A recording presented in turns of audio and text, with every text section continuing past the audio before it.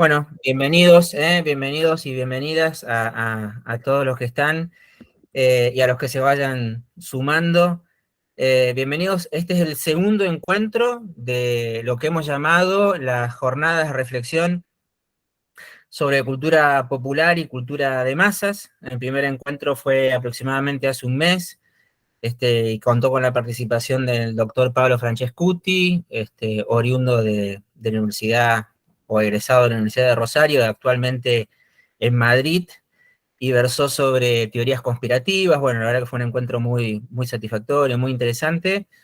Y bueno, y las jornadas que nacieron como proyecto de extensión de la Cátedra de Semiótica de la Facultad de Humanidades, Artes y Ciencias Sociales de Wader, de sede Paraná.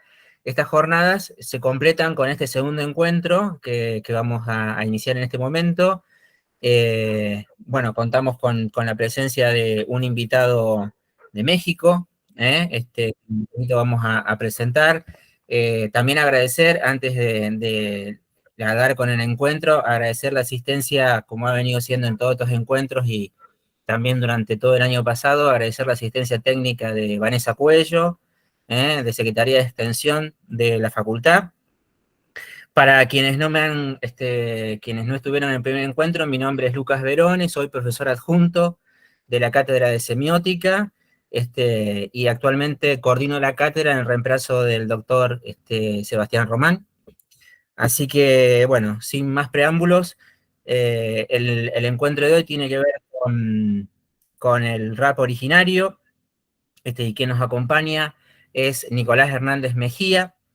Brevemente les comento, Nicolás es maestro en antropología social por el Centro de Investigaciones y Estudios Superiores en Antropología Social, con sede en Ciudad de México, y además es licenciado en Comunicación y Cultura por la Universidad Autónoma de la Ciudad de México.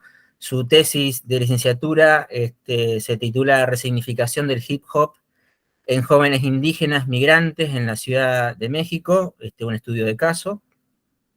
Y mientras que su tesis de maestría tiene que ver con el tema del encuentro de hoy, el rap originario, experiencias de vida y prácticas estéticas de jóvenes indígenas en la Ciudad de México. Además, Nicolás es profesor en la Universidad Autónoma de la Ciudad de México, impartiendo materias como identidad, conocimiento y aprendizaje, metodología cualitativa y métodos para el análisis de procesos socioculturales.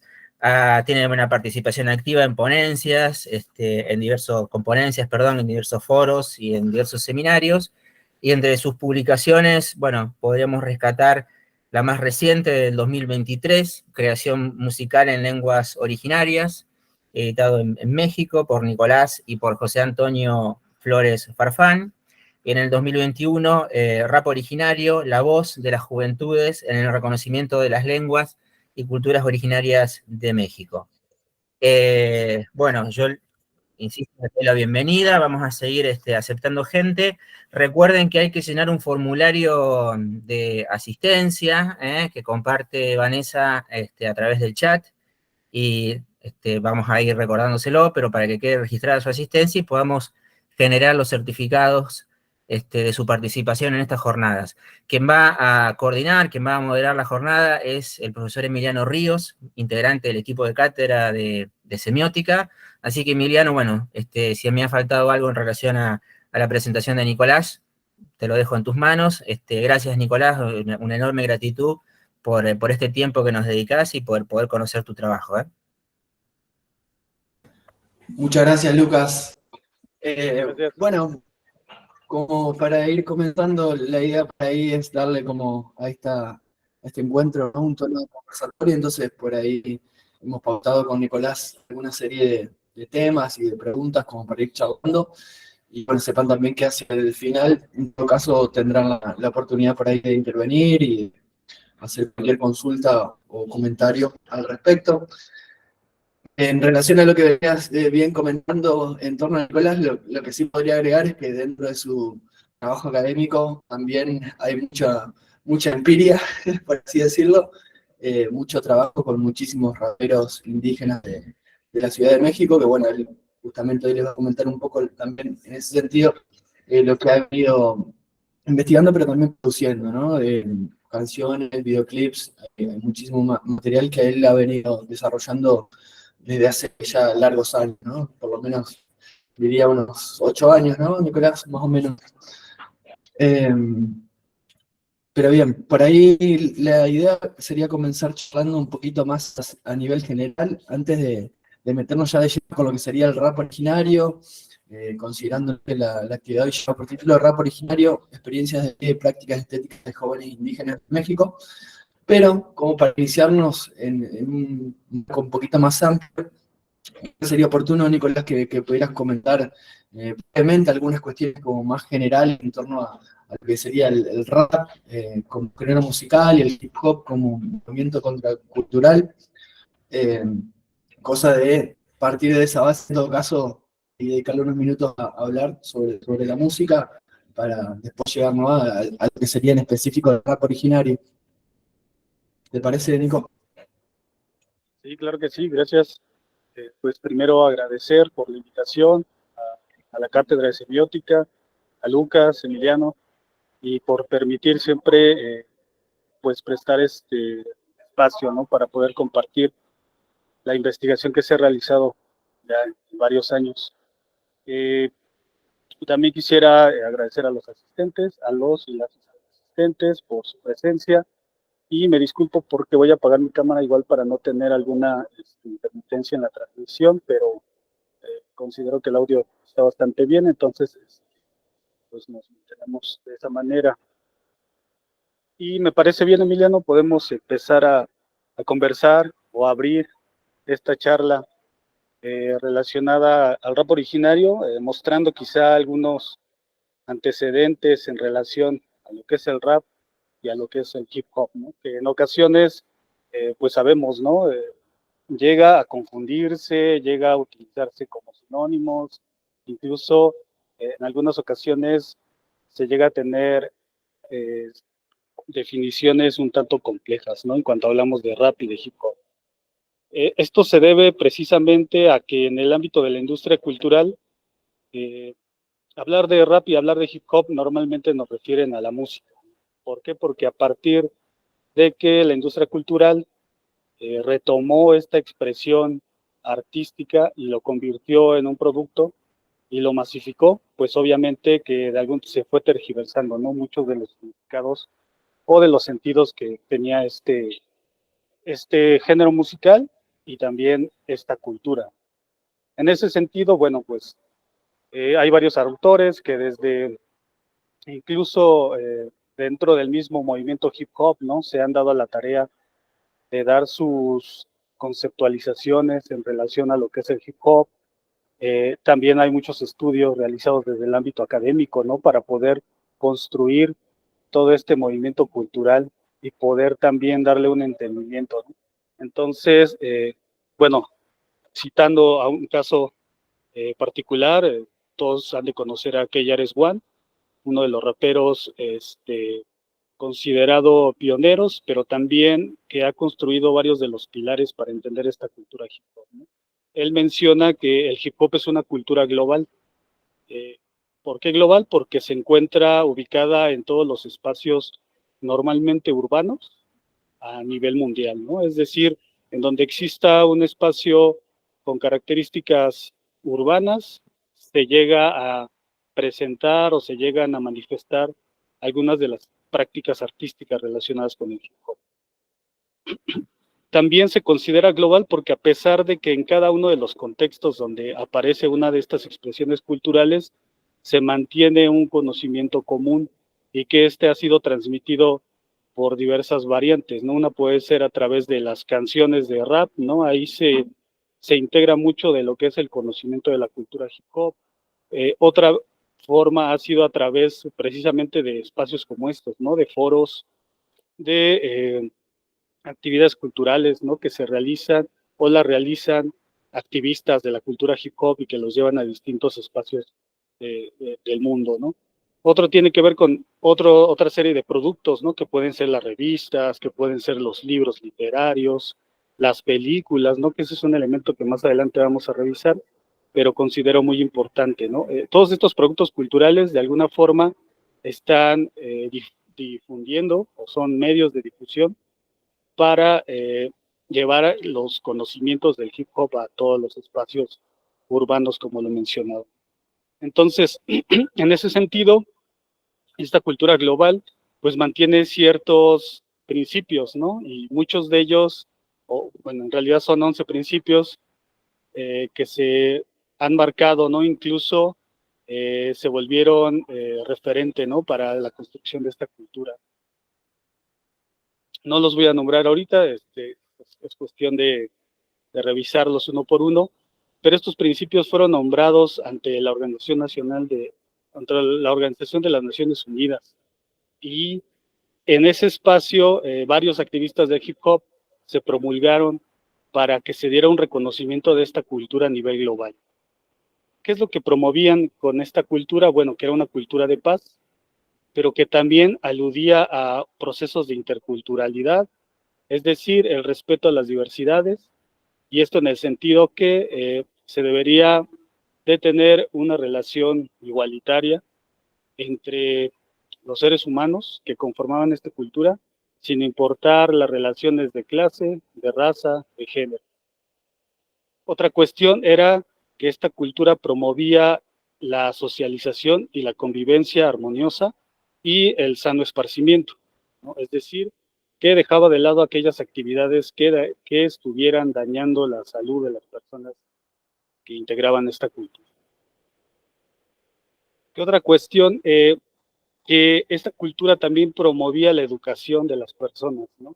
No solamente se quedaba en el ámbito artístico, en el ámbito cultural, en el sentido de la alta cultura, por decirlo, sino que también tenía que ver con un aspecto educativo, ¿no? En donde la misma comunidad de la cultura hip hop se encargaría de educar a las generaciones futuras, ¿no?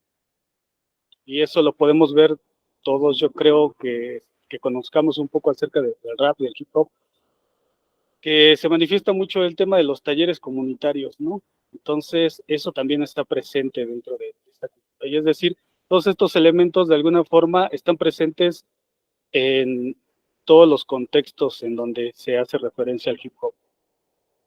Y en ese sentido se habla de una cultura global, y otro sentido también es que todos estos elementos van construyendo una ideología, ¿no? Que eso es un referente importante para una cultura, ¿no? Tener una ideología, tener una utopía o una cosmovisión en algún sentido, y que es enmarcada por todos estos elementos.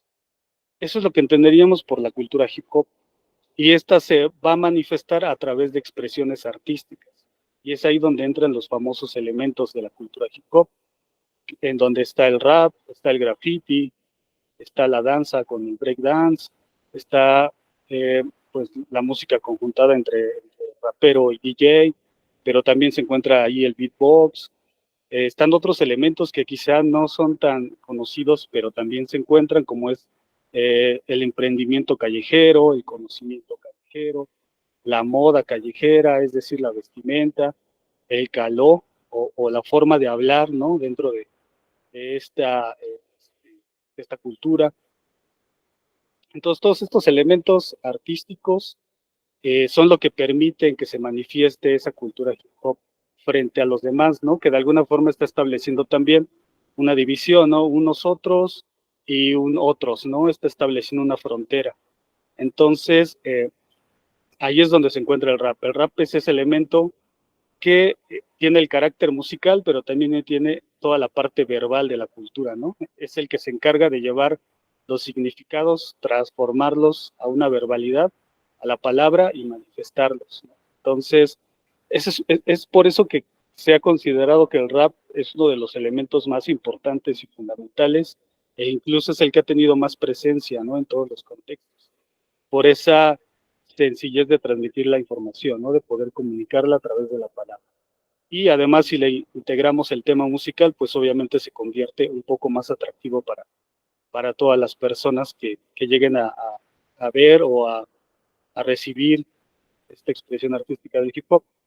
Y es ahí que se convierte en un género musical, ¿no? Obviamente tuvo que pasar por un cierto proceso en el que se fue construyendo exponentes, ¿no? Es decir, se fueron consolidando lo que son los DJs en un inicio, ¿no? Que fueron los que partieron o dieron partida a este género musical, los DJs, la selección musical, posteriormente la aparición de los MCs o de los raperos, ¿no? Que eran aquellos que animaban las fiestas en un inicio, y posteriormente se fueron sumando a escribir ya ideas un poco más estructuradas, ¿no? Y convertirlas en las primeras canciones.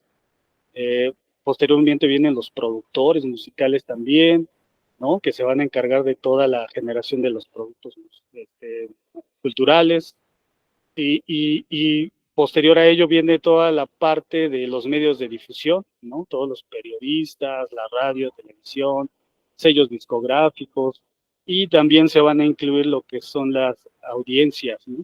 Los espectadores o el público a quien está dirigido y quién está recibiendo estos productos culturales. Entonces, por eso es que se convierte en un género musical, ¿no? Al integrar todos estos elementos, y posteriormente, obviamente, ya difundido a través de la industria cultural.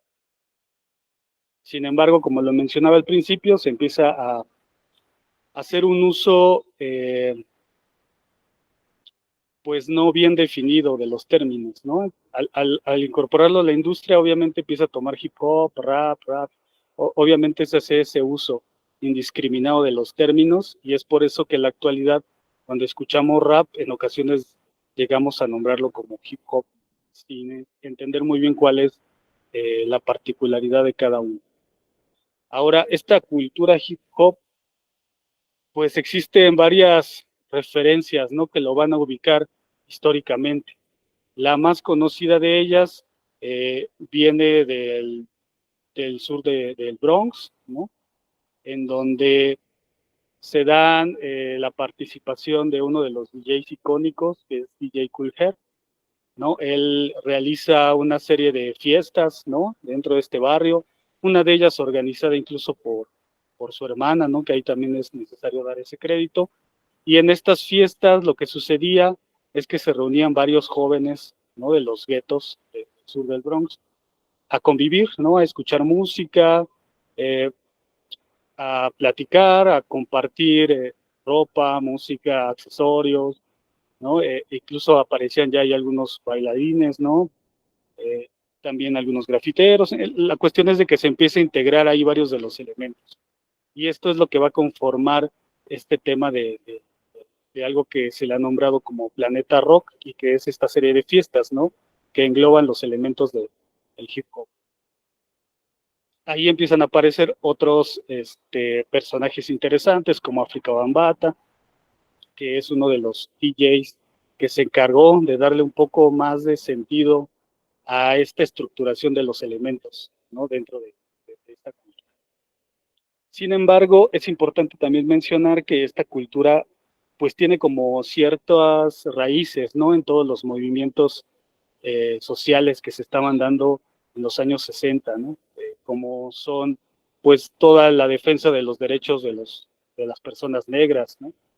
Personajes como Martin Luther King, como Malcolm X, las Panteras Negras, los Young Lords, etcétera, ¿no? Todo este tipo de manifestaciones sociopolíticas, ¿no? Que se estuvieron dando en los años 60 y que de alguna forma también estuvieron impactando, ¿no? Para la conformación del hip hop. ¿Por qué? Porque hay una anécdota en donde dice que se dio un tratado de paz entre las pandillas que vivían en esta región, en este gueto de Bronx, ¿no? En donde pues existían pandillas, se peleaban. Digo, un referente interesante a esto es la película de Warriors, ¿no? Que yo creo que muchos la conocen. En esta película se hace una ficción, ¿no? De esta situación que se vivía en aquel espacio geográfico y que estaba caracterizado, ¿no? Por estas luchas entre pandillas por el territorio, los robos, la violencia, el consumo de drogas, etcétera, ¿no? Y que este tratado de paz lo que viene a dar es que las pandillas se reúnen y entre todas firman una especie de pacto, el cual era durante un determinado tiempo del día, detener la serie de peleas que se estaban suscitando, ¿no? Es decir, como una especie de toque de queda, ¿no? En donde durante un determinado tiempo era posible salir a la calle, era posible organizar alguna actividad, etcétera, ¿no? Y esto da paso a lo que les comenté anteriormente, ¿no? Estas llamadas block parties, que eran estas fiestas que se daban en los suburbios, ¿no? Ahí en esta zona. Estas fiestas poco a poco van incorporando una gran cantidad de personas, ¿no? De distintos orígenes. Sí es bien conocido que la mayoría eran de origen afroamericano, también estaban presentes personas de origen latino, ¿no? Migrantes que habían ido de México, de Puerto Rico y de otros espacios de Latinoamérica. También existían algunas personas de origen asiático y, por ejemplo, y ahí se explica que hay muchos DJs, ¿no? Que ya después fueron reconocidos como DJ Qbert, ¿no? Que eran de un origen asiático, ¿no? Entonces, ahí existía esta multiculturalidad, ¿no? Dentro de estas fiestas que se estaban realizando. Y eso también, pues va construyendo todos esos significados que ya posteriormente se van a redactar en estos elementos de la cultura hip hop y en los principios que se van a presentar ante la ONU. Así sería a grandes rasgos como el contexto del surgimiento de esta cultura y del rap. Perfecto, Nicolás, muchas gracias. Sí, justamente no estamos en un año donde se celebran los 50 años de aquella primera mítica fiesta que dio origen a este movimiento, el cual escribí, y creo que sonó por unas de estas precisiones, porque justamente muchas veces, ¿no? Como subsiste a nivel general una imagen más bien fagocitada por la industria cultural, primero a veces poca, digamos, distinción entre el término, como esto que vos precisabas de que el rap es uno de los elementos del hip hop, que es una cultura global que integra también otras áreas como la danza, el graffiti y demás, y además muchos principios, y bueno, el rap como un elemento, y también por ahí el género musical es que ha surgido de este movimiento cultural. Y decía por ahí también, con esta apropiación que hubo en su momento de la industria, cuando empezó a ser un género rentable, lo que sucede en el sentido de que muchas veces permanecen representaciones en torno al rap que son lo opuesto a lo que describí, ¿no? Que por ahí más bien la industria en muchas oportunidades lo que hizo fue exacerbar ciertos estereotipos, cuestiones que por ahí se hacían desde un lugar de reivindicación, como una exaltación del consumo que era justamente para poder denunciar aquellas mercancías que estos sectores populares no podían acceder y lo hacían a través del hurto o a través de la ropa, digamos, trucha, por así decirlo. Después se vuelven como, bueno, con esta vuelta de tuerca, digamos, un lavado de cara de la industria. Pero bien, creo que si nos ponemos a hablar sobre el rap en general, no vamos a alcanzar a acercarnos al tema, al centro de la cuestión de hoy. Y quisiera entonces por ahí continuar la charla, Nico, en todo caso, aproximándonos un poco más al rap originario en México, pero viendo en ese sentido, en primera instancia, cómo fue que llegó el rap a México en ese aspecto. Y bueno, creo que algunas de las cuestiones que ahí venía escribiendo tienen que ver con ese aspecto, ¿no? Pensaba en la cuestión migratoria, también en la cercanía geográfica, y por ahí pueden haber hecho, ¿no? el proceso que sea mucho más temprano que en relación a otros países, como por ejemplo acá en Argentina. Pero entonces me gustaría como preguntarte en ese sentido, si pudieras describir brevemente, ya hablando de rap en México, para después sí meternos lleno con el rap originario. Sí, claro que sí, Emiliano. Pues obviamente tuvo que ver precisamente estos dos aspectos, ¿no? O estos dos, por llamarlo de alguna forma, medios, ¿no? De difusión del rap. Uno de ellos, pues obviamente fue la industria cultural. En México, por ejemplo, debido a esta cercanía, algunas estaciones de radio en los años 80, por ejemplo, ya estaban programando dentro de su selección musical algunos temas, incluso llegó a sonar a inicios de los 90, si no me equivoco, esta canción de Rappers Delight, ¿no? Muy famosa. La llegaron a programar en las estaciones de radio que estaban un poco enfocadas a la música internacional, ¿no? Aquí en México. Y de hecho se hizo una reedición de esa canción con un personaje que posteriormente aquí en México se volvió cómico, ¿no? Pero en ese tiempo, pues era una especie de presentador de un programa, y hizo una parodia de esta canción de Rappers Delight, hizo la traducción al español y ahí medio la rapeó sobre la pista, ¿no? Y por ejemplo, eso fue algo muy importante aquí en México, porque todo el rap que se importaba estaba en inglés, pero por ejemplo, al aparecer esta parodia del rap en español, pues tuvo un gran impacto, ¿no? En mucha de las generaciones que estaban en aquel momento interesadas por buscar otro tipo de expresiones distintas, ¿no? Digo, estaba el rock, ¿no? Que era uno de los géneros musicales que estaba más fuerte en ese momento y del cual los jóvenes habían apropiado ya fuertemente, pero pues obviamente había una búsqueda de algo distinto, ¿no? Algo que rompiera un poco ya con eso que estaba más establecido. Y esta canción, por ejemplo, tuvo un impacto muy importante y de hecho, a consideración de muchos investigadores, pues también tuvo un impacto en la formación de algunos grupos, ¿no? De rap aquí en México. Digo, uno de ellos fue el grupo Caló, de Claudio Yarto. Este fue un grupo que fue conformado desde la industria cultural, es decir, no hay referentes de que este personaje o este grupo tuviera una relación directa con el hip hop, ¿no? Sino más bien se le otorgó esa noción del rap, ¿no? A partir de que él era un DJ de antros aquí en México, y más bien posteriormente vio que este auge del rap era muy relevante, pues obviamente la industria decidió conformar este grupo, ¿no? Para generar un público al cual dirigirlo, ¿no? Empezar a generar un producto que fuera vendible, y obviamente tuvo un impacto muy importante. Yo creo que por lo menos en varios países de Latinoamérica este grupo Caló tuvo un recibimiento muy bueno, ¿no? En los años 90, y de hecho tuvo un impacto también aquí en México, ¿no? Por ejemplo, a raíz de esto surgió otro grupo que fue Control Machete, ¿no? Que también él sí tenía una relación un poco más cercana al tema quizá urbano, ¿no? Quizá más de la calle, en el contexto donde surgió, pero ellos venían del rock, ¿no? Ellos eran músicos de rock y posteriormente se dieron cuenta y del rock y del hardcore, ¿no? De esta otra vertiente del rock, ¿no? Que de alguna forma ya integraba algunos elementos ahí como del rap. Entonces fue también un grupo que se eh, trasladó al tema del rap y se convirtió en un elemento muy importante aquí en México.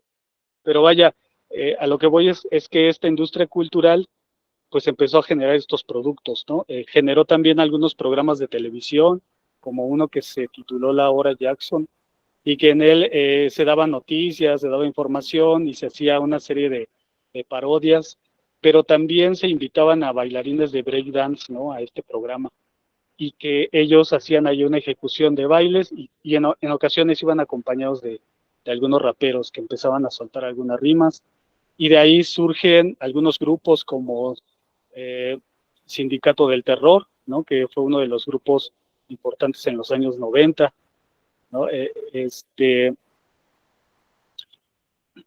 También la industria cultural empezó a traer las películas, como lo mencionaba, películas como Beat Street, ¿no? Que era sobre breakdance, ¿no? Películas como Wild Style, ¿no? Que era sobre graffiti, pero que dentro de la misma película se veía toda esta conformación del hip hop.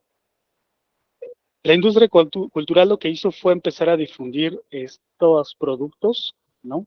Y que fueron recibidos de forma asimétrica, ¿no? Por las audiencias, ¿no? Es decir, algunas personas empezaron a relacionar el rap, ¿no? Con el rock, ¿no? Y por eso es que mucho tiempo en México, cuando se hablaba de rock, empezaban a incorporar en los discos de rock, estos discos de rock nacional, empezaban a poner algunos exponentes de rap dentro del rock, es decir, no había una relación con el hip hop, etcétera.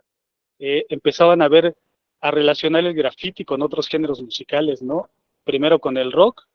Aquí en México hubo un pequeño grupo de grafiteros que fue también pandilleros en ese tiempo, se les conocía como los Panchitos, y yo recuerdo que es uno de los primeros grupos de jóvenes, ¿no? Que empezaron a rayar las paredes, ¿no? Con ese nombre.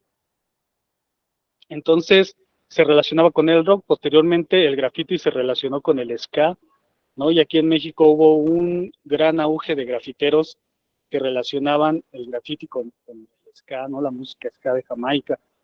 Entonces, esta apropiación que se hizo por parte de los jóvenes de los productos que promovió la industria cultural, pues se tomó de esa manera, ¿no? De forma asimétrica, dispar, ¿no? Aislada cada uno de los elementos. Fue hasta mediados de los años 90 en que se empezaron a integrar ya como parte de un solo movimiento, y esto fue a raíz del otro medio de difusión que fueron los procesos migratorios, ¿no?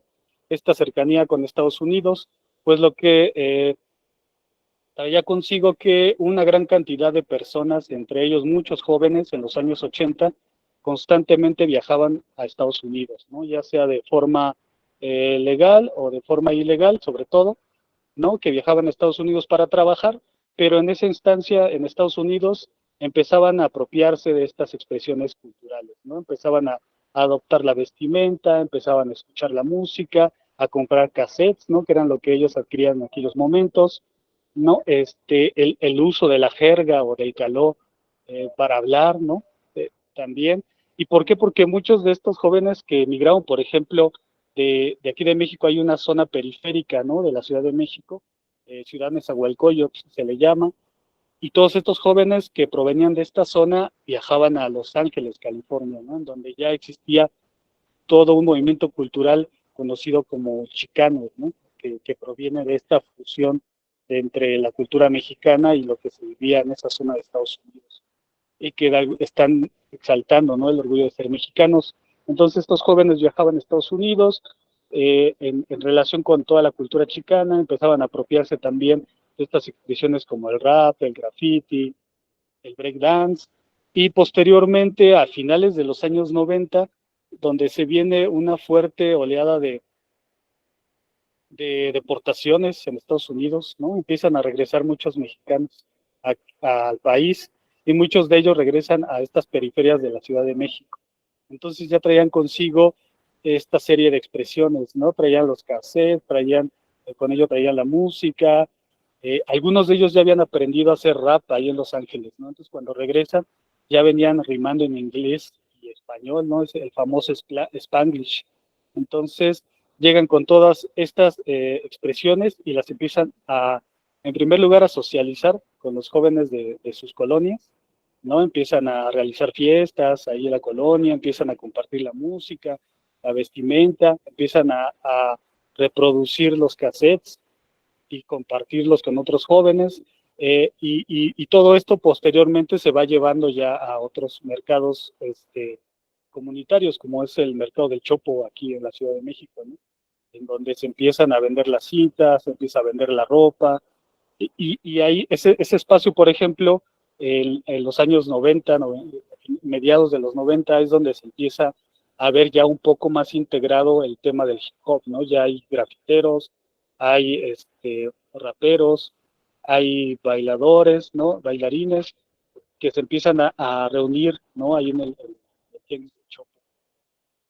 Sin embargo, pues estos serían los dos medios por los cuales empieza a hacer difusión del rap.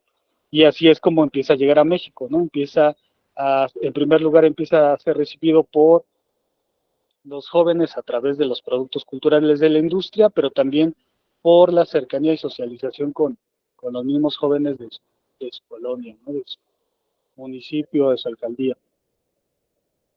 Esto es como se empieza a recibir el rap.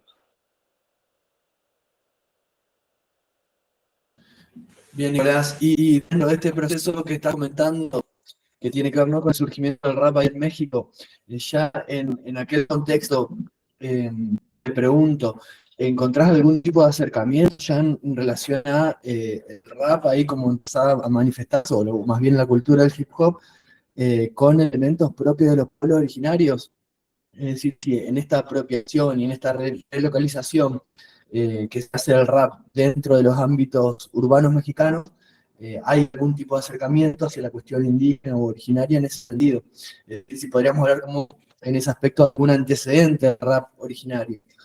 Y después, bueno, eso en principio, y ya que estamos, te hago dos preguntas, y vamos continuando ya, después meternos con el rap originario, si pudiera precisar un concepto, bueno, precisar el concepto, es decir, de que hablamos cuando hablamos de rap originario, qué es lo que lo caracterizaría y qué elementos o qué características justamente lo constituye.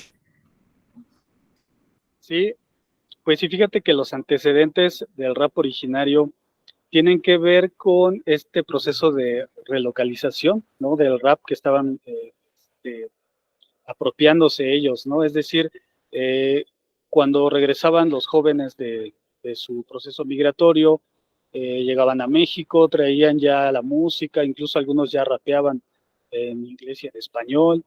Ya estando aquí en el territorio mexicano, empiezan ya a escribir la totalidad de sus canciones en español.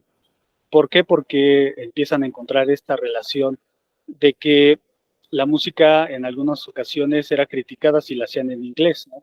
Obviamente, ¿no? Era criticado el hecho de que ellos escribían sus canciones en inglés, a otros comentarios de que no entendían lo que se estaba diciendo, etcétera, ¿no? Y entre esos comentarios estaba precisamente la situación de yo lo he nombrado últimamente como procesos de reflexión sonora, y me refiero a esto, a que en ocasiones los jóvenes se reunían a escuchar la música, ¿no? En primer lugar, se reunían a escuchar la música que ellos estaban trayendo o que estaban recibiendo de la industria, ¿no?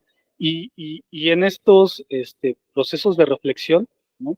Al escuchar la música entablaban un diálogo o un debate entre ellos mismos, que tenía que ver con los sentidos que ellos estaban dándole a esa música, ¿no? Es decir, qué es lo que entendía yo por el rap, ¿no?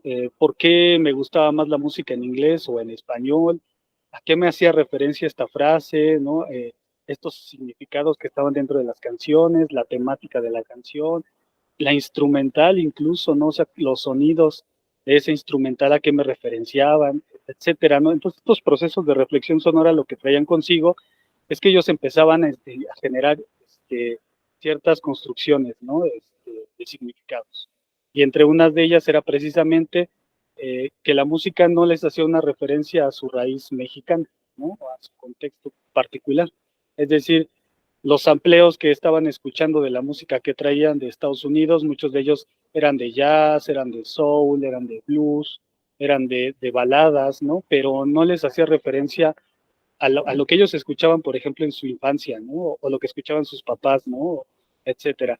Entonces, ahí empiezan a surgir estas reflexiones, y lo que traía consigo es de que ellos empiezan a buscar la manera de que esa música les suene más particular, ¿no? Que les suene, que les dé un sentido más cercano a su experiencia vivida. Y es por eso que empiezan a aparecer ya ciertos productores y ciertos raperos que empiezan a hacer ya ese proceso, ¿no?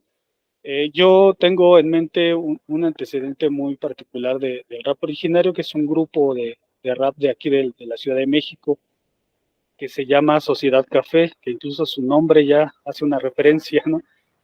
Ellos empiezan a tener esas reflexiones, entre una de ellas es alejarse un poco de lo negro, ¿no? De la cultura negra a la cual se hacía referencia el hip hop. Entonces se nombran Sociedad Café.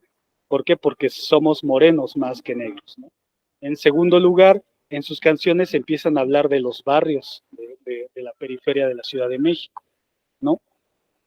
Empiezan también a incorporar el caló, ¿no? Palabras que aquí en México, cuando hablamos del caló de la Ciudad de México, hablamos de los chilangos, ¿no? Del caló de los chilangos, que es una jerga muy particular, ¿no? Aquí en la Ciudad de México y en las periferias. Entonces empiezan a incorporar esa jerga dentro de las canciones.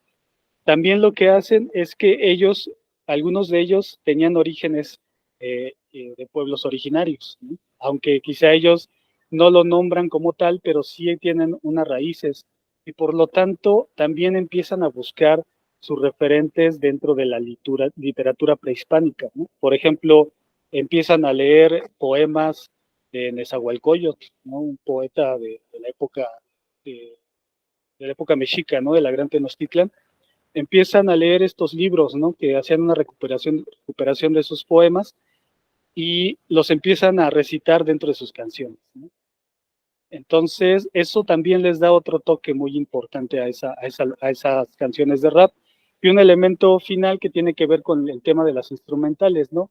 Empiezan a indagar sobre música prehispánica, o lo que se conocería como música prehispánica, música étnica o folclórica, y encuentran, por ejemplo, estas danzas que se realizan aquí en México, las danzas prehispánicas, ¿no? Y entre ellas están los caracoles, encuentran los cascabeles, encuentran unos tambores que se llaman teponaztlis, y estos los van incorporando poco a poco a las instrumentales, ¿no? Entonces, eso es lo que empiezan a realizar ellos, sin embargo, ellos nunca se reconocen como pertenecientes a un pueblo originario. Quizá esa es la gran diferencia que vamos a encontrar posteriormente cuando hablemos de rap originario.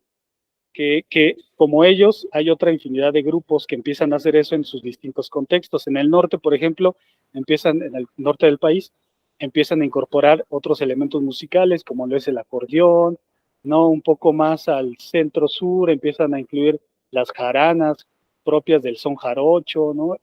Etcétera. Cada uno va haciendo incorporaciones en ese sentido. Y empiezan a aparecer muchas agrupaciones que realizan ese tipo de acciones, ¿no? Para poder sentir que este rap era un poco más cercano a su contexto. Eso es lo que hemos nombrado como la relocalización del rap, y todo a través de estos procesos de reflexión sonora, ¿no? Que están ahí presentes. Eso sería como los principales indicios del rap originario. Después aparecen otros grupos hasta que en el año 2000 aproximadamente, que es donde yo he considerado que se puede hacer ahí el marcar como el inicio del rap originario. En el año 2000 aparece una agrupación que se llamó Acachao Movimiento y que estaba conformado por jóvenes que provenían de pueblos originarios del interior del país, ¿no? Ellos estaban aquí en Ciudad de México, pero provenían cada uno de ellos de distintas regiones del país. Y en sus canciones, además de estos elementos que les menciono del tema del instrumental, etcétera, empiezan ya a incorporar las lenguas, ¿no? El náhuatl, por ejemplo, que es la lengua más hablada aquí en México, la empiezan a incorporar en las canciones, pero ahí la diferencia es que ellos ya la hablaban, o sea, era una de sus dos lenguas maternas, ¿no? Entonces ya la estaban incorporando de forma directa en las canciones. Sin embargo, para ese año 2000 yo considero que no existía todavía suficiente, por decirlo de una manera, toda una estructura cultural que permitiera que este grupo pudiera permanecer en el tiempo, ¿no? Es decir, yo recuerdo que estuvo presente algunos 2, 3 años quizá, y posteriormente dejó de estar activo, ¿no? Y en ese tiempo no existía lo que sucedió, por ejemplo, en el 2010, ¿no? Que creció todo este movimiento del rap originario, que ya existían instituciones dedicadas a promover la revitalización de las lenguas, existían centros culturales destinados a las actividades eh, artísticas muy particulares, existían medios de comunicación que estaban volteando a este tipo de expresiones, y también existía una concientización social en México, ¿no? En 2010 ya estaba pues floreciendo esta conciencia social en relación al tema de los pueblos originarios. Y toda esta vino a raíz de lo que sucedió todavía a partir del año 2000.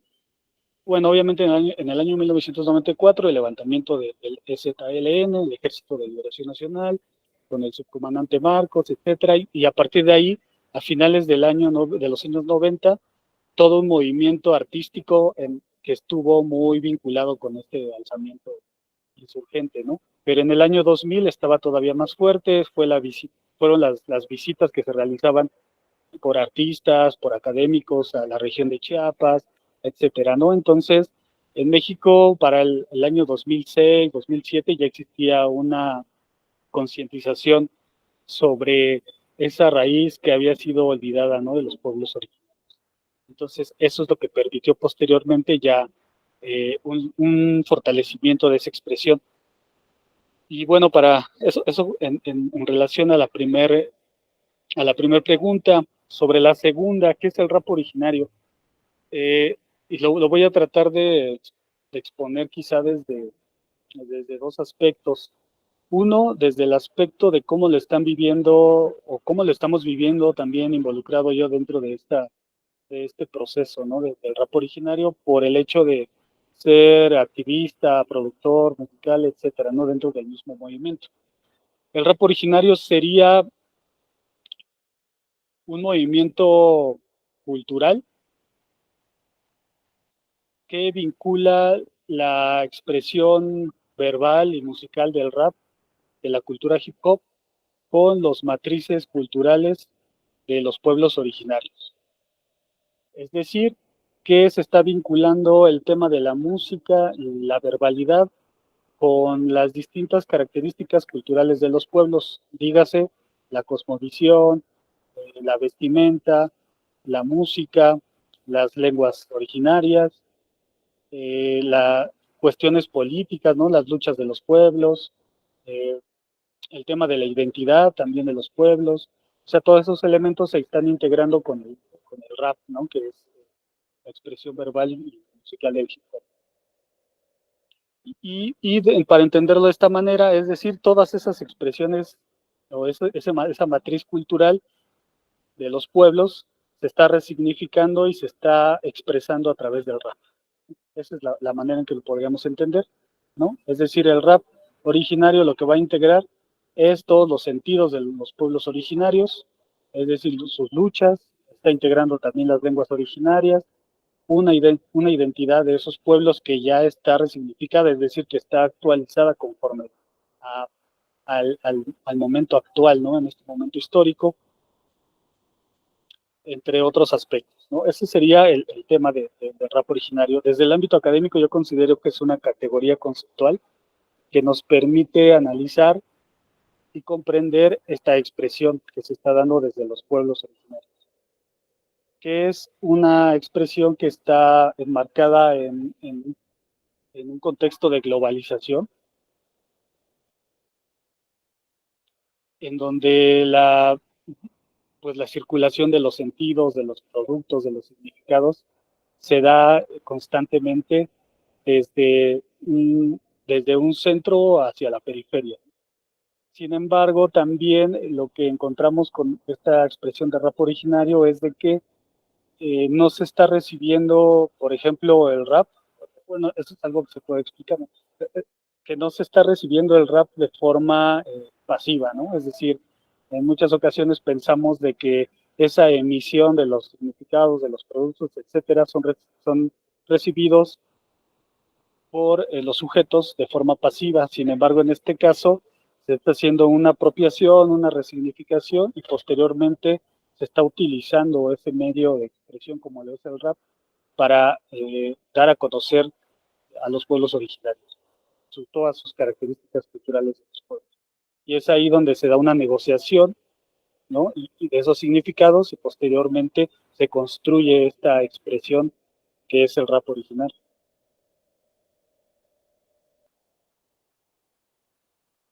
Bien, Nicolás, y como para ubicarnos un poco también, históricamente estamos hablando ya de la emergencia del rap originario en tiempos mucho más cercanos, digamos, alrededor de unos 10, 15 años atrás. ¿Cómo podrías ubicar más o menos vos que estuviste trabajando con muchos de ellos a nivel de México? Bueno, ya los inicios del movimiento y pensar, bueno, lo que sucedió en esta época. Y en todo caso, bueno, me quedó un poco rondando en función de lo que decías, pero eh, y precisando, ¿no? También ya la actualidad, ¿no? Y la irrupción de Internet como dispositivo que permite mediatizar contenido de una forma mucho más fácil a lo que, bueno, era, pensemos, el siglo pasado, en donde si vos querías hacer música tenías que lidiar con la industria cultural, tenías que tener ahí un productor que hoy se puede explorar mucho más fácilmente. Pero digo, en ese sentido también como para ir acercándonos a lo que serían, ya en el contexto del surgimiento y del desarrollo en los últimos años del rap originario en sí, sobre todo, bueno, precisar un poco dónde podemos encontrar, dónde podemos acceder a él, por qué medio circula, o incluso no solamente a nivel virtual, sino también concretamente, ¿no? Qué espacios de socialización, qué circuitos musicales, artísticos hay en el país, ¿no? Sí, sí, fíjate que pues este inicio quizá lo marcaría en el año 2000, pero existiría ahí quizá un vacío, ¿no? Del año 2000 al 2005, y a partir de 2005 es donde ya empieza a construirse otra vez esta expresión desde distintos espacios del país, ¿no? Ya empiezan a aparecer exponentes en Ciudad de México, en la zona de la región del sureste, ¿no? Lo que es Quintana Roo, en la zona de Chiapas, ¿no? También en el norte, en la Sonora, en Veracruz, etcétera. Hay varios puntos en donde empiezan a surgir, y precisamente tiene como punto de difusión en esta época que estoy marcando 2005 en adelante, pues ya la aparición precisamente de Internet, ¿no? Ya esta aparición de Internet, pues lo que va a traer es precisamente esta difusión de forma masiva de muchos productos culturales y muchas expresiones, ¿no? Entonces, la mayoría de los exponentes que actualmente llevan de carrera 10 años, 12 años, muchos de ellos ya conocieron el rap a través de Internet, ¿no? La cercanía que tenían con Internet, y eso les brindó la posibilidad no solo de conocer a otros exponentes de otros lados del mundo, sino también tener herramientas, ¿no? Para poder ellos empezar a producir su propia música. Ahora aquí es importante mencionar que en el tema del rap, como lo decías, a diferencia de otros géneros musicales, ¿no? Que tendríamos que estar eh, necesitando como diversos elementos, ¿no? Para hacer una producción. En el caso del rap, eso no es tan necesario por el tema de su practicidad, ¿no? El rap, por ejemplo, para la mayoría de los integrantes de la cultura hip hop que hacen rap, su forma de desarrollarlo ha sido de manera autodidacta, es decir, escucharon la música, la empezaron a practicar, ¿no? Ellos solos, en compañía de sus amigos, empezaron a escribir sus letras y posteriormente empezaron a rapear, ¿no? A leerlas. Y el tema del rap, por ejemplo, es que no necesitas un instrumento musical, no necesitas una consola de audio, un equipo de audio, incluso no necesitas un micrófono, sino que si tú lees tu rap a capela, ya estás haciendo rap, ¿no? Ya ese es el producto cultural, ¿no? Si alguien lo graba con un celular o con lo que tenga a la mano, ¿no? Ya estamos generando ahí el tema de la música, y es por eso que se me faltó quizá decir pues el significado del rap, ¿no? El rap se ha entendido como ritmo adaptado a la poesía, ¿no? O poesía adaptada al ritmo. Y es decir, que solamente necesitamos las palabras, ¿no? Con un cierto ritmo para que se construya esa expresión. En ese sentido, por un lado es muy práctico hacer rap, ¿no? Necesitamos solamente nuestra voz. Sin embargo, para incluirle la parte musical, requerimos, por ejemplo, de un elemento tecnológico, sea una computadora, por ejemplo, un ordenador, sea una consola de audio, ¿no? Puede ser la mezcladora de los DJs, incluso puede ser también las cuerdas vocales con el beatbox, ¿no? Entonces, ya con esos elementos estaríamos generando una producción musical de rap. Y posteriormente,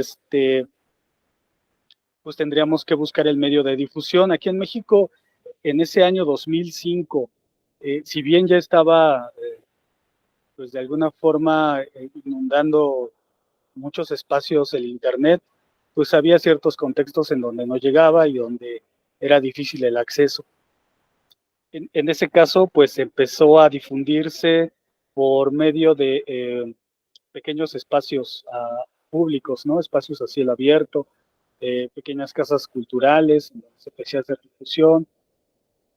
Sin embargo, aquí en México hubo un caso muy interesante. Por esos años 2005, 2006, la Secretaría de Cultura de México impulsó un programa que se llamó De Tradición y Nuevas Rolas, que ese programa tenía como objetivo promover la producción y difusión de los géneros musicales realizados por las comunidades originarias. ¿no? Fue un programa que se desarrolló a nivel nacional y consistía en que aquí en México esta secretaría tiene una Dirección General de Culturas y Pueblos Generales. Esa dirección tiene sedes en cada uno de los estados del país y cada una de esas sedes hacía una investigación local en donde ubicaba a artistas jóvenes que estuvieran de alguna forma produciendo música, ¿no? En alguno de los géneros, por decirlo, contemporáneos, ¿no? Ya sea rock, sea cumbia, salsa, eh, sea ska, sea rap, etcétera. Y su función era precisamente que estos sujetos jóvenes se empezaran a incorporar en este programa que les brindaba ciertas herramientas para que profesionalizaran su actividad artística. Entonces, hacían una serie de encuentros nacionales en donde cada una de las sedes traía consigo a un artista y lo reunían en un espacio para recibir algún tipo de taller o capacitación que les brindara ciertas herramientas para mejorar sus producciones musicales y cerraban este ciclo de actividades con un concierto masivo. Obviamente para el año 2007, 2006, estos conciertos no tenían pues mucho impacto, no eran conciertos casi cerrados. Los únicos que llegaban a participar eran miembros de esa institución de gobierno y algunos medios de comunicación que llegaban a ser invitados por la institución. Entonces eran encuentros muy pequeños. Sin embargo, ese encuentro duró aproximadamente 8 años, 9 años funcionando, y durante ese tiempo lo que hizo fue empezar a impulsar a algunos artistas que actualmente están muy fuertes. Uno de ellos es Pat Boy, que hace rap en maya y que quizá lo han de haber escuchado porque participó en el soundtrack de la película Black Panther, ¿no? Del año pasado. Entonces, este rapero fue uno de los primeros que empezó a participar dentro de esta serie de actividades realizadas por el Instituto de Cultura. Entonces, ese fue, por ejemplo, uno de los programas y de las formas en que también se empezó a difundir y a promover el tema de las expresiones, y ahí participaron obviamente muchos raperos originarios. Posteriormente, para el año 2010, se tuvo una siguiente etapa de crecimiento. Empezaron a aparecer ya una serie de exponentes y con ellos también empezaron a aparecer DJs, productores. Ya empezaron a existir algunos programas de difusión, ¿no? Programas ya sea de televisión, por internet, etcétera. Algunos medios de comunicación pues, se empezaron a interesar en estas expresiones y empezó a tener un mayor auge el tema del rap originario en México. Para el año 2015 esto se duplicó, digo, actualmente ya hay una mayor cantidad de exponentes. En México es difícil quizá llegar como a tener una cifra exacta de cuántos, pero al menos estos exponentes están ahorita haciendo rap en 15 de las lenguas originarias de México. Y eso es realmente muy amplia, ¿no? Cuando en México hay hasta 68 variantes de las lenguas originarias, entonces es realmente un universo muy grande, pero pues poco a poco se va avanzando en ese sentido. Ahora el tema de la relación entre Internet y las producciones musicales de los raperos originarios, pues obviamente hay una relación muy estrecha, ¿no? Varias de las pláticas que yo he tenido con los raperos es de que ellos aprendieron incluso a utilizar los software de audio, ¿no? A través de tutoriales que veían en YouTube, ¿no? Y en Facebook. Entonces, aprendieron allí a manipular estos programas de audio, a manipular el hardware, ¿no? El micrófono, la consola, y poco a poco fueron construyendo sus propios estudios caseros, ¿no? En donde ya realizaban sus grabaciones y obviamente las subían a las redes sociodigitales, Facebook, sobre todo, en Instagram actualmente, en YouTube y también actualmente en Spotify, ya se encuentran ahí muchas de las producciones. Y entonces yo considero que Internet pues obviamente brindó todas las facilidades, ¿no? Para que esta expresión se pudiera difundir y pudiera llegar incluso a tener colaboraciones que rebasan los límites geográficos, ¿no? Incluso de los Estados-nación, ¿no? Hay muchos que se han contactado, ¿no? Tanto de México como otros países del continente, ¿no? Que han tenido esa posibilidad de tejer redes y poder hacer producciones internacionales.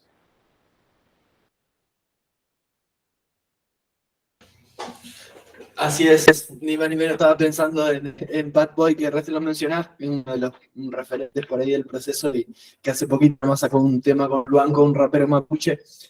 Eh, Nicolás, como para irnos acercando un poco hacia el final y en todo caso a los comentarios que puedan llegar a ver, preguntas que las pueden dejar también en el chat si quieren, o luego pueden hacerlas, pero estaría bueno como, bueno, que puedas comentar específicamente tu trabajo con varios raperos. Estamos hablando del rap originario, que es una categoría genérica, que es una categoría, digamos, que de alguna manera permite englobar un montón de expresiones diferentes en cuanto a identidades culturales, pero bueno, yo también por mi parte vengo investigando el tema hace tiempo, por eso nos conocimos y hemos trabajado también en conjunto con Nicolás, incluso pues ya que está Tiro Chivo, produciendo algo en colectivo con Nicolás, ahí motorizando un proyecto que se llama Conexión Originaria, que pueden chequear, pero yo lo que comentaba en ese aspecto es que cuando empecé a investigar qué expresiones había en México, me quedé totalmente anonadado porque yo ya conocí la existencia del rap guaraní, el rap mapuche, el rap quechua,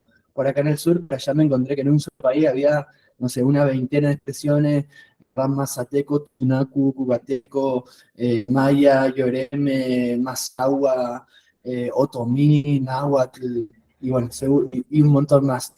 Y bueno, Nicolás fue un poco, creo que el principal productor de rap originario allá, porque bueno, yo la verdad que conocimos hace poquito personalmente, venimos trabajando hace mucho, pero él ya desde hace tiempo, me acuerdo, año 2015 por ahí, que empecé a indagar al respecto, veía sus producciones, había trabajado con varios raperos, con Juan Sand, un rapero Tutunacu, con Yuneva, rapero cuicateco, con raperos mazatecos como Keeper, Morales, y bueno, con muchos otros también, incluso actualmente. Quisiera por ahí aprovechar a que puedas compartirnos un poco esas experiencias en torno a las producciones audiovisuales que has hecho, también que la gente pueda saber, que pueda acceder a ellas, comentar un poco ahí de tu trabajo en ese sentido, bueno, te pueden encontrar en tu página y en las redes. Y bueno, también como el marco más académico, si se quiere, en torno a todos estos trabajos que has venido haciendo, que en parte han sido experiencias como campo, ¿no? Pero en torno a las tesis que has realizado al respecto, tu tesis tanto de licenciatura como de maestría, quisiera como que puedas compartirnos brevemente hacia qué conclusiones llegaste al respecto del rap originario como expresión en ese sentido, ¿no? Sí, claro que sí. Pues quizá inicio con la segunda. En términos de los trabajos de investigación que he realizado, eh, pues obviamente yo considero que esta expresión de rap originario y a su vez la categoría de análisis pues nos permite dar cuenta, ¿no? De todas estas situaciones y procesos que están sucediendo pues en los últimos 20 años, ¿no? En relación a este marco y contexto social y cultural de esta apropiación y resignificación de expresiones en un ámbito global. Es decir, en esta globalización que surge, ¿no? Que tiene su mayor auge a partir del año 2000 hasta la actualidad, de qué es lo que está sucediendo con esos productos, ¿no? Cómo están siendo recibidos, apropiados y resignificados desde las comunidades indígenas, ¿no? En los distintos contextos en donde esto suceda, ¿no? Entonces, estos trabajos de investigación, pues obviamente dan cuenta de eso, ¿no? Es decir, de esta categoría que nos va a permitir comprender, al menos en términos del rap y hablando un poco de hip hop, de cómo están viviendo los sujetos jóvenes los pueblos originarios, el tema de la difusión de los productos culturales del exterior, por decirlo de alguna forma, y cómo los están resignificando, lo están apropiando y lo están utilizando ellos mismos, ¿no? Para poder expresar sus ideas, sus culturas, sus lenguas, sus tradiciones y poder actualizar sus culturas que habían sido en muchos casos invisibilizadas, silenciadas, ¿no? Que han sido ubicados en un espacio sociohistórico encapsulado, es decir, que en ocasiones cuando hablamos aquí en México de pueblos indígenas nos referimos en muchos casos a un espacio en el pasado, ¿no? Que no está vigente, que está muy alejado, ¿no? Que se quedó en los museos de antropología e historia. Sin embargo, en lo que están haciendo los mismos pueblos originarios, es decir, ¿no? Nosotros estamos presentes, estamos vigentes, no estamos dentro de esta actualidad, de esta modernidad, de este desarrollo, y que a pesar de todas esos conflictos por los cuales hemos atravesado, pues nos hacemos valer de ciertas herramientas, ¿no? Que nos ayudan a posicionarnos frente a los demás. Y al menos en este caso, pues la música y en específico el rap y el rap originario, pues les permite eso, ¿no? Les permite posicionarse, les permite enunciarse políticamente, les permite hacer una revitalización y transmisión de las lenguas a otras generaciones, ¿no? Que eso también es muy importante, permite compartir con los demás sus concepciones sobre la naturaleza, ¿no? La relación humano-naturaleza, la relación comunitaria entre los mismos miembros de los pueblos, eh, las prácticas habituales, el uso de la vestimenta, ¿no? Las danzas rituales, los bailes, etcétera. Todas estas cuestiones las están actualizando a través del rap y están construyendo esta expresión originaria, esta expresión de rap originario, ¿no? Entonces, a mí me parece que este concepto de rap originario aplicaría en cualquier contexto que tuviera como antecedente situaciones de colonialismo, ¿no? Todos aquellos espacios geográficos e históricos que tuvieron ese tema de haber sido sometidos, ¿no? Haber sido conquistados, sometidos y colonizados, y que durante 500 años o más han estado buscando la manera de resistir, ¿no? De confrontar, de adaptarse incluso, ¿no? A esas situaciones, pues están encontrando en esta expresión una forma de poder comunicarlo con los demás, ¿no? Entonces aplicaría, por ejemplo, en el caso del extremo norte del continente, ¿no? En el caso de Canadá y Estados Unidos, ¿no? Con todos los nativoamericanos, ¿no? Que también sufrieron ese tipo de cuestiones y que actualmente hay exponentes de rap originario ahí, ¿no? Frank One, Nathani Mings, ¿no? Que son raperos que están en la lucha por la defensa de los territorios de Dakota, ¿no? Dakota del Sur, Dakota del Norte, etcétera, y que están incorporando todos estos elementos dentro de su expresión de rap, ¿no? Entonces podríamos hablar de rap originario en esa zona, hablar de rap originario en otras partes del continente, como el trabajo que estamos realizando de conexión originaria, ¿no? Incluso en otros espacios del mundo, ¿no? En este libro que se mencionaba al inicio, de creación musical en lenguas originarias, participa un rapero de Nueva Zelanda, que él se llama Tekupu, y él está haciendo rap en su región y está rescatando lo que anteriormente era la cultura original, ¿no? Entonces, considero que precisamente como resultado de esas investigaciones, quizá en otras que ya puedan realizar otros investigadores, ¿no? Otros académicos, ¿no? Y que pudieran retomar esta propuesta, podrían encontrar todos esos elementos que estamos englobando dentro del rap original. Entonces, ese sería como algunos de los resultados que yo encuentro de mi investigación. Y en el tema de mi participación como productor musical en esta expresión, yo, por ejemplo, antes de incorporarme al tema del rap originario, yo ya había realizado producción musical con diversos raperos, ¿no? De muchas latitudes de aquí de la Ciudad de México y del Estado de México. Entonces, pues lo que surge es que yo al unir estas dos actividades, tanto la parte académica como la parte cultural y musical, pues encuentro que eh, este tema del rap originario, a pesar de que estaba surgiendo, de que existían algunos elementos que ayudaban a fortalecerlo, como algunos medios de comunicación, como este instituto del que les hablaba, como centros culturales, sí hacía falta un elemento que permitiera generar los productos culturales, ¿sí? Habían algunos productores, pero quizá no eran tan visibles, ¿no? Frente a otros raperos, como que para que tuvieran una mayor producción de las canciones. En ese sentido, yo hace aproximadamente entre 8 y 9 años, pues decido, ¿no? Que parte de mi actividad como académico, estudiando el rap y el hip hop, era pues centrado un poco a esta parte de la investigación-acción, ¿no? Un poco más también del tema de la incidencia social. Entonces empiezo a generar un sello discográfico independiente, el cual tiene como finalidad promover a raperos originarios, por lo menos aquí en Ciudad de México. Empiezo a establecer contacto con ellos a partir de la investigación, pero también a partir de que yo pues estaba teniendo vínculos con otros raperos ya un poco más conocidos aquí en la Ciudad de México. Entonces, pues empiezo a hacer difusión de este proyecto que se llama Mente Negra Records y que empieza a ser conocido por muchos raperos. Entonces ellos poco a poco se empiezan a acercar a mí, empezamos a generar algunas producciones, canciones, algunos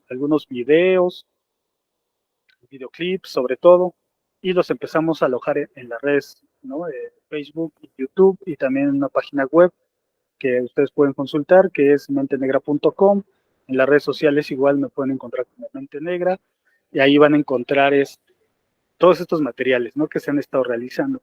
Otra parte también que me impulsó a enfocar un poco más este trabajo hacia el rap originario fue el tema de la asesoría y el apoyo con los raperos, ¿no? Porque en muchas ocasiones los institutos oficiales o incluso eh, organizaciones civiles también se acercaban mucho a los raperos y en muchas ocasiones solían eh, pues también hacer uso de ellos de una forma interesada, ¿no? Y que no beneficiaba en ambos casos, ¿no? Ni a los raperos ni a las personas, ¿no? Que la acompañaban. En ese sentido, bueno, pues poco a poco también mi parte fue poder acompañarlos, ¿no? Poder asesorar y que ellos pudieran generar, por ejemplo, sus carpetas de trabajo. Es decir, un portafolio, un rider, un press kit, ¿no? Que ellos pudieran presentar y con eso también abrir algunas puertas dentro de su expresión musical. Así es que, por ejemplo, actualmente estoy realizando un podcast que ustedes lo pueden encontrar en Spotify, se llama Tlactoli, que en náhuatl significa palabra, Tlactoli de rima en rima se llama, que viene siendo como palabras de rima en rima, y que está enfocado en un poco, una selección musical de rap, pero también hay entrevistas y hay algunas notas informativas sobre rap hip hop, y que poco a poco se va a ir enfocando a este tema del rap original. Entonces, pues, por esa parte sería lo que quería comentarles. Bueno, Nicolás, desde ya, muchísimas gracias, un placer escucharte y tenerte más, no sea virtualmente, en esta actividad en nuestra universidad.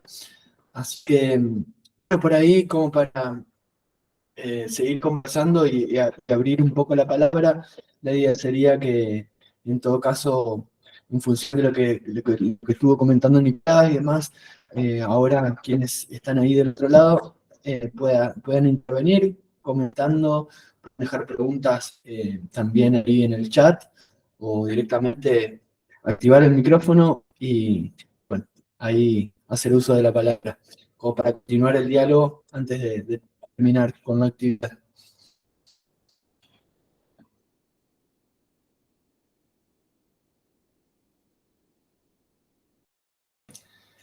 Dejamos unos segundos para que vayan pensando las preguntas. Bueno, yo por mi parte voy a hablar en nombre del equipo de cátedra de semiótica, pero creo que también un poco interpreto el sentir de los asistentes. La verdad que agradecerte nuevamente, Nicolás. El diálogo que tuvieron con Emiliano fue en muchos sentidos fecundo, enriquecedor, fructífero, así que fue realmente un placer haberte tenido, como decía Emiliano, por lo menos virtualmente en el espacio de la WADER. Yo tendría una pregunta, mientras le damos tiempo a los demás asistentes, que de repente, Nicolás, es una pregunta bastante, ¿cómo decir?, concreta o particular. Vos hacías la genealogía, ¿no? O la cronología de el ingreso del rap en México y demás, y hacías esta distinción entre los años 90 y cómo a partir del 2000 se puede hablar ya de rap originario. Y me quedé pensando y me gustaría preguntarte si en el rap originario, o sea, ¿qué lugar ocupa la cuestión de la identidad nacional ya en el rap originario, ¿no? O sea, porque vos hablabas un poco de cómo había una apropiación del rap y una castellanización de las letras en los años 90 y demás. Y si, bueno, y si la cuestión de lo nacional ocupa un lugar dentro del rap originario, o en todo caso, si el rap originario eh, manifiesta alguna posición respecto de esto, ¿no? De la mexicanidad, o si hay una posición crítica, ¿cómo lo evaluás? Sí, Lucas, qué buena pregunta. Fíjate que nunca me la habían hecho, pero me parece muy pertinente porque precisamente, si ustedes conocen un poco la historia de México y su conformación en cuanto a Estado-Nación, lo que se trata de imponer es el tema del mestizaje, ¿no? De la raza de bronce, ¿no? Que ahí por ahí Vasconcelos definió en algún momento. Entonces, precisamente esta relocalización del rap al inicio tenía como foco ese tema, ¿no? El tema del mestizaje, ¿no? El tema de, de, de la bandera nacional, ¿no? De los símbolos patrios, ¿no? Etcétera. Y sí, quizá retomaba algunos elementos de las culturas prehispánicas, pero en ese entendido, ¿no? De que fue parte de un pasado que existió, ¿no? Entonces, eso también estaba presente.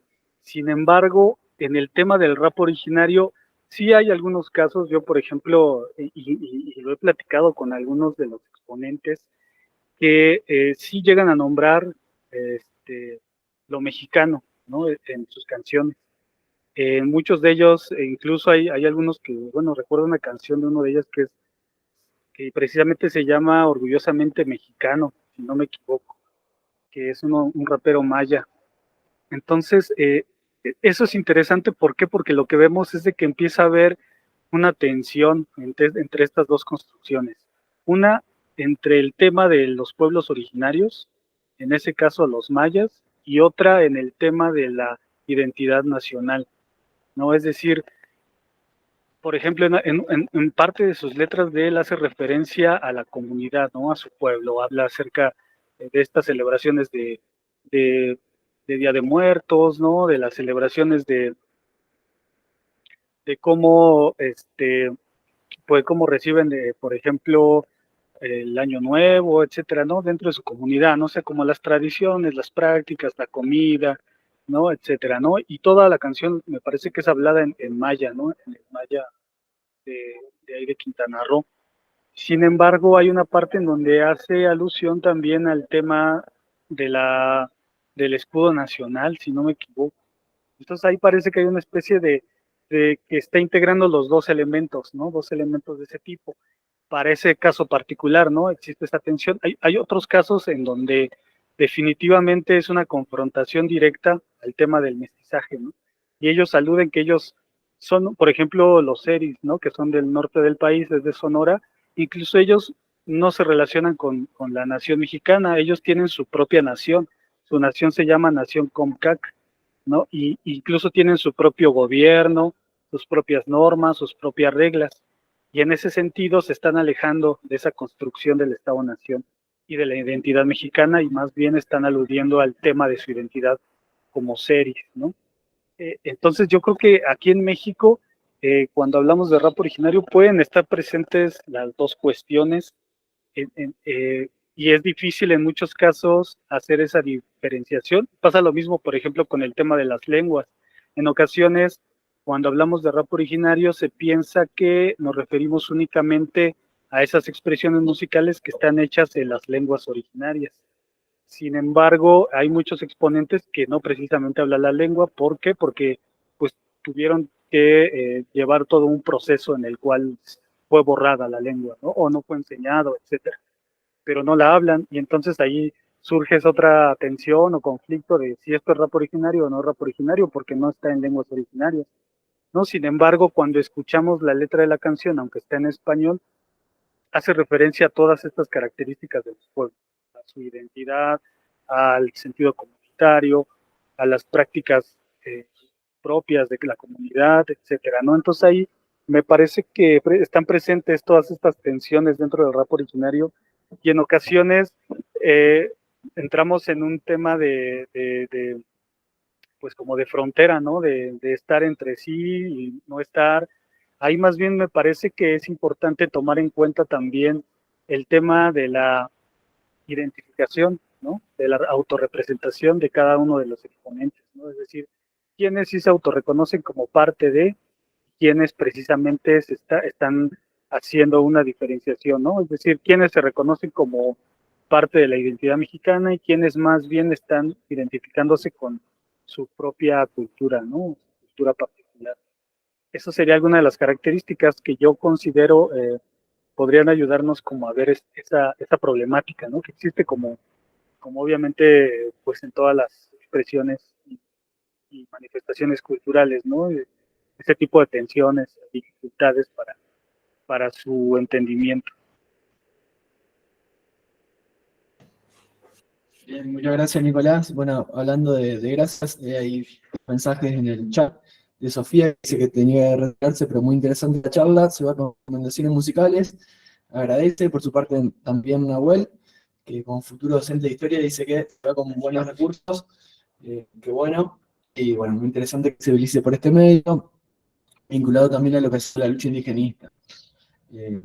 La idea de frontera muy interesante, gracias por la impecable transmisión. Me parece ahí una pregunta para pensar, ¿no? La de Lucas en relación a la cuestión de la identidad nacional. Pero nada, no quiero hacer intervenciones yo, sino más bien seguir cediendo la palabra, así que por ahí si hay alguna consulta o comentario, pueden activar el micrófono.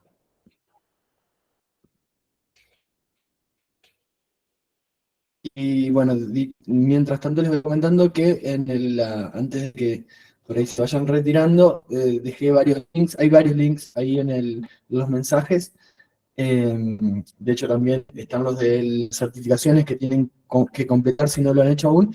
Y bueno, dejé el link del canal de YouTube de Nicolás, también conocido como Mente Negra, el rol de productor, y justamente su página de internet y también una lista de reproducción con el proyecto que estamos haciendo en conjunto que comentábamos anteriormente, Conexión Originaria.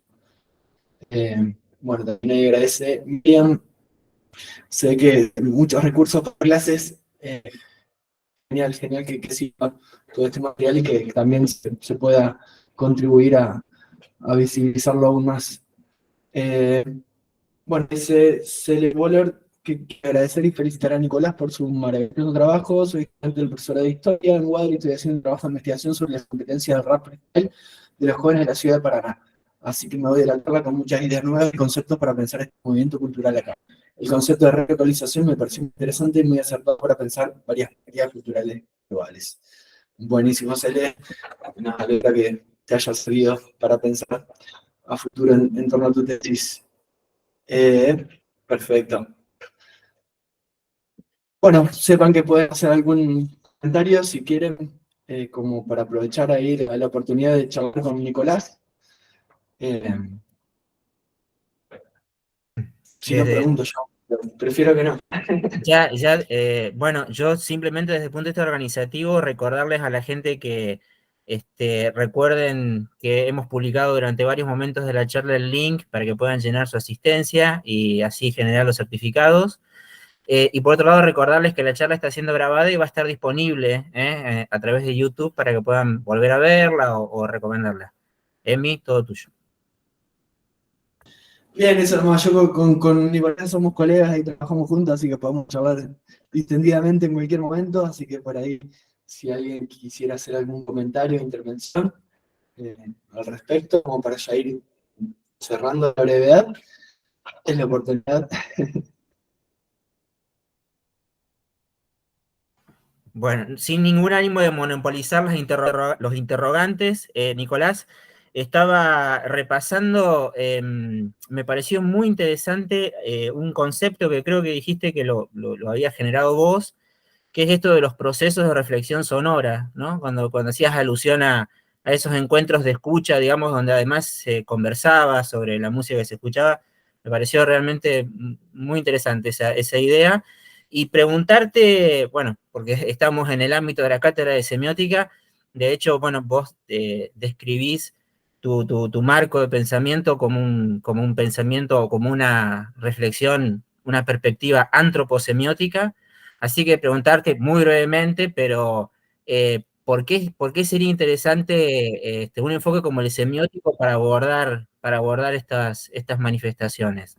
¿Qué, ¿Hay algo que aporte, digamos, una perspectiva como la semiótica a tu juicio que sea especialmente interesante para estos fenómenos? Sí, precisamente, fíjate que ese concepto que estoy desarrollando y que me parece precisamente que da cuenta, ¿no?, de esas situaciones en donde pues los sujetos no reflexionan de forma conjunta a partir de un producto cultural muy concreto. Sin embargo, pues aquí está presente el tema de la semiótica, ¿no? ¿Por qué? Porque a partir de ese producto concreto, como lo puede ser una canción, se empiezan a analizar y desmenuzar una serie de significados alrededor de ella, ¿no? Que pueden ser desde el proceso de construcción o producción de ese producto, desde el contexto histórico donde fue creado, ¿no? Las personas o los sujetos que estuvieron involucrados en el desarrollo, pero también aquellos que están del otro lado, ¿no? Es decir, los escuchas, toda su historia particular, su biografía, el contexto, llámese clase social, género, raza, etcétera, que están presentes ahí, cada uno de ellos lo va a entender, incluso el tema de la edad también, ¿no? O sea, todos esos elementos que van a detonar a partir de reflexionar sobre un producto cultural en concreto, ¿no? Entonces, a mí me parece que este tema de pues desde la semiótica, cómo lo podemos abordar es realmente interesante, ¿no? Y me da muchas herramientas, ¿no? Como para poder analizar una situación, un hecho social particular a partir de todas esas variantes que puedan existir en relación a él.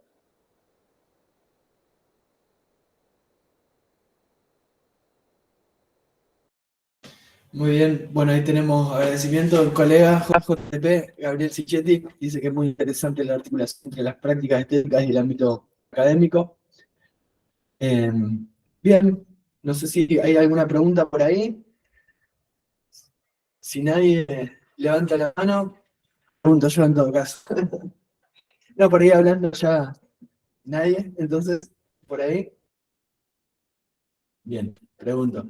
Ya que estamos ahí dentro del terreno de la semiótica y más específicamente acercándonos a cuestiones lingüísticas, la cuestión de la lengua, ¿no? Porque por ahí también incluso estamos hablando de rap originario, pero la categoría rap en lenguas originarias, que tiene, digamos, por ahí otra característica, digamos, es rap exclusivamente en lengua originaria.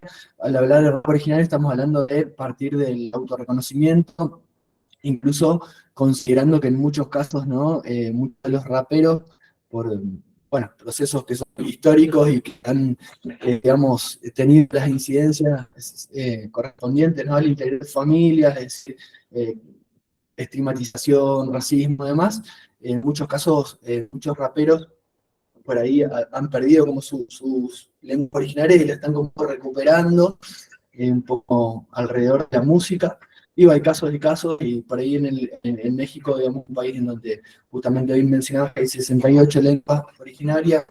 Yo por ahí hago la comparación y es como, me acuerdo cuando me comentaba allá un rapero cuicateco de justamente que trabajaba con Nicolás, que él cantaba, era el único rapero que cantaba en esta lengua que estaba en peligro de extinción, pero ya una lengua en peligro de extinción tenía como 16.000 hablantes, si mal no recuerdo. Casi lo comparamos con el chaná, por ejemplo, estamos ahí mucho más complicados, ¿no? Eh, pero bueno, para ser concreto, ¿no? Apuntando a la cuestión de las lenguas.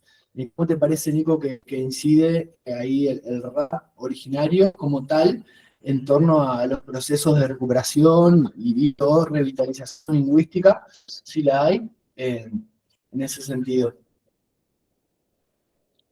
Sí, claro que sí. Pues de hecho, yo creo que el tema de la revitalización tiene como un reto muy importante, que es la cuestión de incorporar nuevos formatos, ¿no?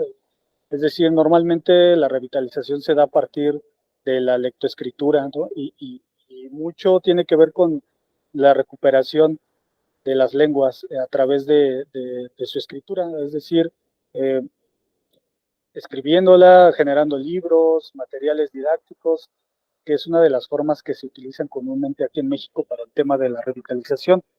Sin embargo, yo considero que estos nuevos formatos, que además de ser muy vinculados hacia una oralidad de los pueblos, ¿no? Es decir, se conecta directamente el rap y la oralidad de los pueblos por esa cuestión, ¿no? Más práctica. También es muy familiar a las comunidades, ¿no? Ellas normalmente, aquí en México, aunque suene todavía increíble de ver, ¿no? En muchas comunidades indígenas todavía la transmisión de saberes y de la memoria histórica de la comunidad se sigue dando de forma oral, es decir, se transmite de abuelos a niños, a padres, etcétera, por medio de las pláticas, ¿no? Las pláticas informales que se dan entre los integrantes de una familia, entre miembros de la comunidad, etcétera.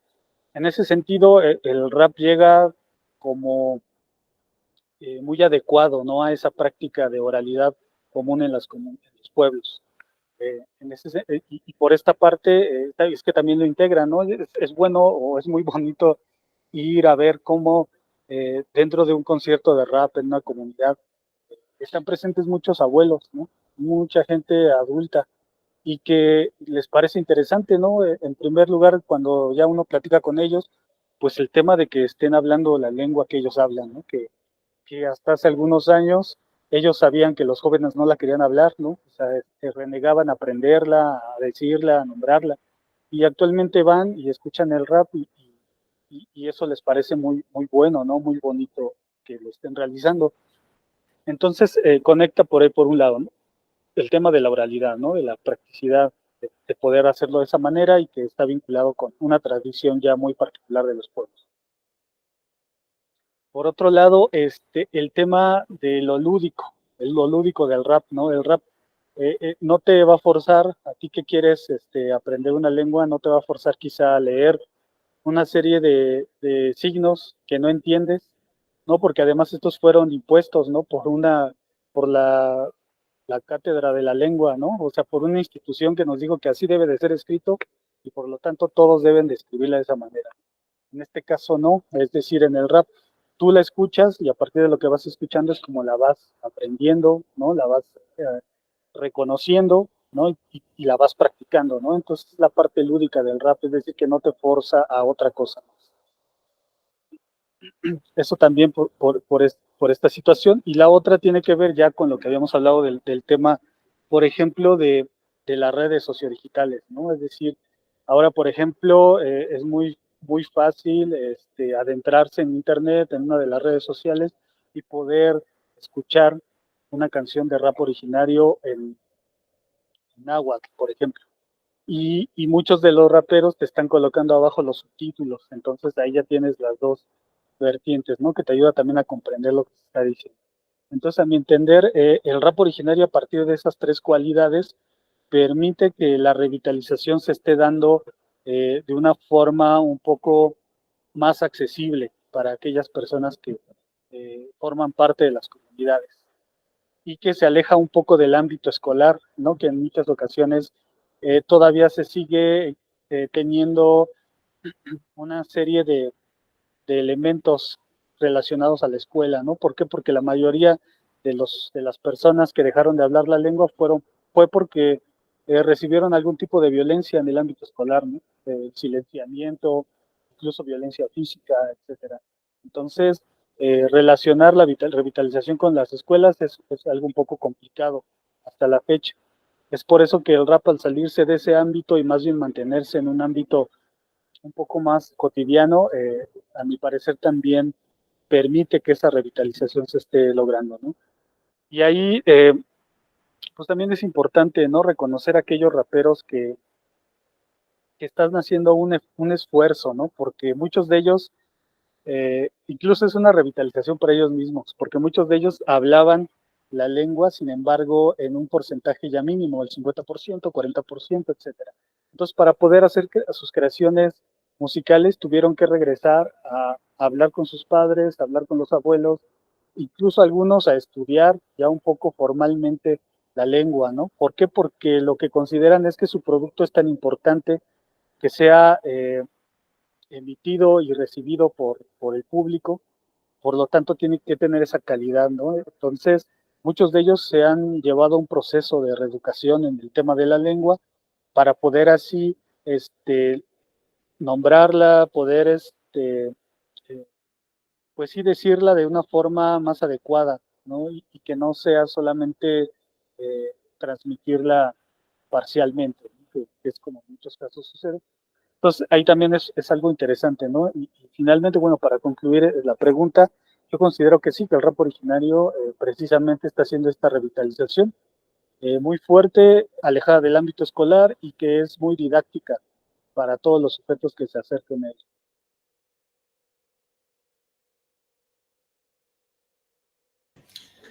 Muy bien, Nicolás, muchas gracias. Pensaba en lo último que decías, que incluso se me vienen a la cabeza algunos videoclips de raperos mayas, bueno, de ADN Maya, que es el colectivo que nuclea a Fatboy, que es el rapero que por ahí comentamos hoy, que estaba en la película de Marvel, eh, y que tienen así como raps pensados netamente en términos didácticos de enseñar, o sea, cuestiones mínimas, incluso también en otras expresiones por ahí en otros países también aparece como este afán didáctico de decir, bueno, transmitir aunque sea algún concepto, alguna idea para que la gente también que escucha pueda ir no solamente escuchando, sino también aprendiendo algo. Bueno, aprovecho a leer ahí un comentario que acaba de aparecer y pueden ir pensando mientras tanto si tienen alguna intervención y si no, bueno, ya vamos a ir dando cierre. Pero dice Selene que destaca la dinámica mencionada del rap entre ritmo y poesía y la posibilidad de resignificarla desde allí, esta simbología particular de contenido individual, social y cultural. Bueno, muchísimas gracias, Selene, por tu comentario. No sé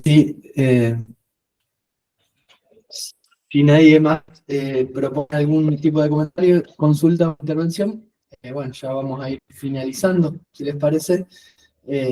Otra vez, agradecer a Nicolás, la verdad que fue un placer tenerte acá y bueno, poder charlar con vos y compartir un poco en torno a todo este trabajo que venís haciendo, que es súper importante hace tiempo y que por ahí, bueno, es algo que quizás, sobre todo por estos lares, no es muy conocido, entonces me parece que está buenísimo que pueda ser compartido también. Así que bueno, por mi parte, agradecerte, Nicolás, también Lucas, y bueno, a todos ustedes también por estar acá y por quedarse hasta el final. Así que, bueno, muchas gracias. Nos estaremos viendo la próxima.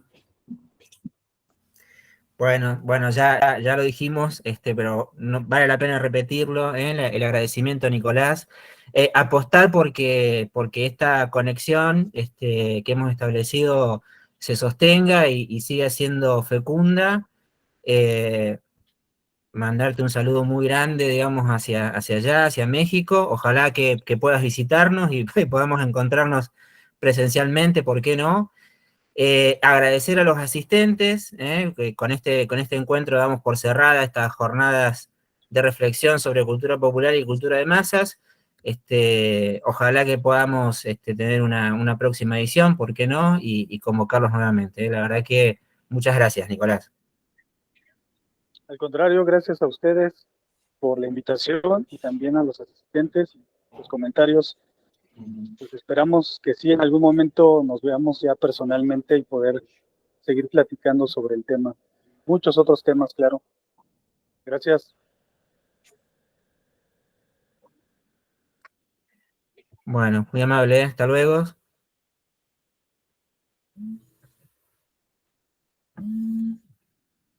Bueno, saludos, hasta luego, nos vemos, gente. Hasta luego. Gracias, hasta luego.